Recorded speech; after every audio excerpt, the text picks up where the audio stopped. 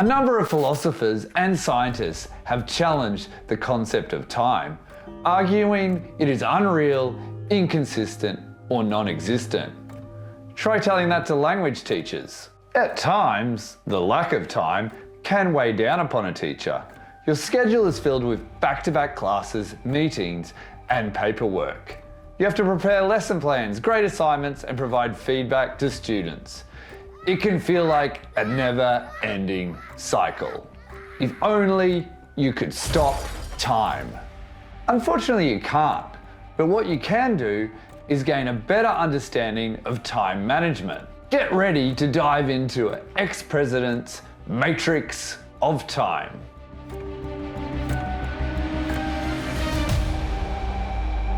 Hi, I'm Damien Herlihy, and I'm a vlogger at Pavilion ELT. And welcome to the September-October issue of the Modern English Teacher. The focus of this issue is professional development. In this episode, I'm going to talk to you about Daniel Costa's article, The Matrix of Time. Over the course of my teaching career, I've had a keen interest in productivity and time management. It came into focus in my role as a program leader and later on as a director of studies. When you move into these types of positions, you find yourself juggling multiple responsibilities and tasks. It becomes crucial to prioritize and manage your time effectively. I really wish I had read Daniel Costa's article, The Matrix of Time, before I started those roles. It focuses on President Dwight Eisenhower's time management technique, the Eisenhower Matrix. Let's step into the matrix. Presidents are busy people, maybe even busier than teachers. Back in 1954, President Dwight Eisenhower claimed, "I have two kinds of problems, the urgent and the important. The urgent are not important, and the important are never urgent." He then developed the Eisenhower Matrix to help him prioritize and deal with the many high-stakes issues he faced. It helped him to avoid the urgency trap and focus more on the potential benefits of long-term projects. The Eisenhower Matrix is divided into 4 distinct boxes. The first, do this now, includes tasks that are both important and urgent and should be started immediately. The second one, do this later, has duties that are important but not urgent and can be postponed. The third box, delegate this, is reserved for activities that are urgent but unimportant and can therefore be delegated. While the fourth square, delete this, includes tasks that are neither important nor urgent and can therefore be removed. To illustrate Eisenhower's matrix, Costa gives some examples in an ELT context.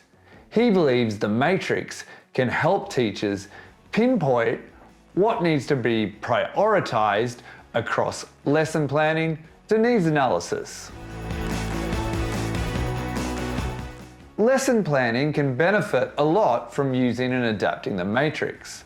Let's use an example of teaching a teenage study tour English lesson.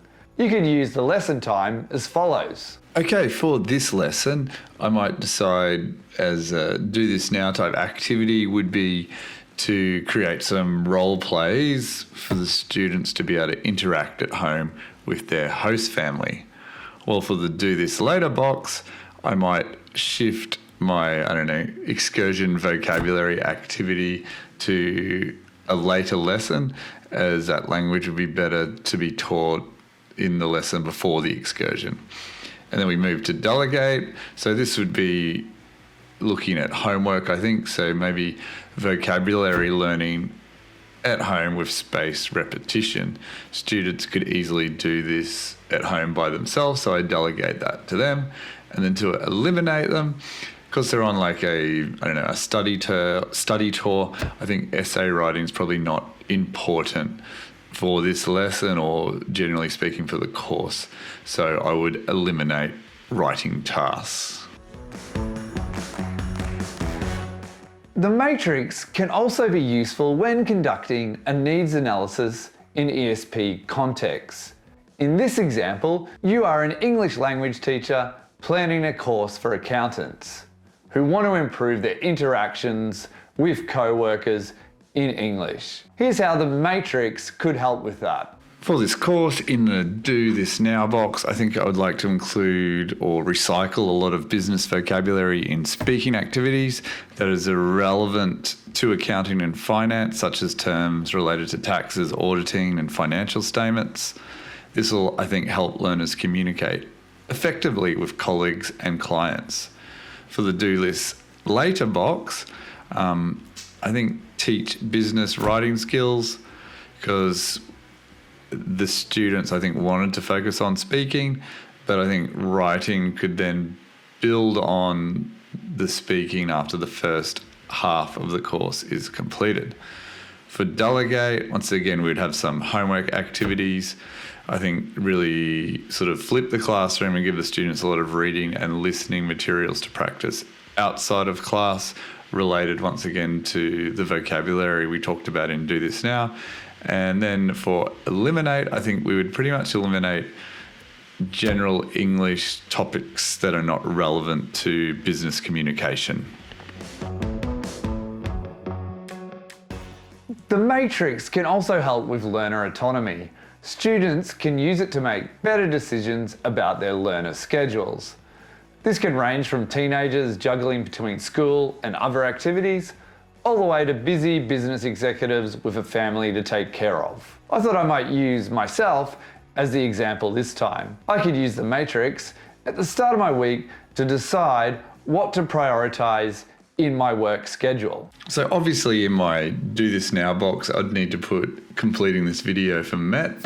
And my other pressing task is like having a pre-arrival induction meeting with my new teacher. And then moving on to important but not urgent is updating the syllabus for primary 2.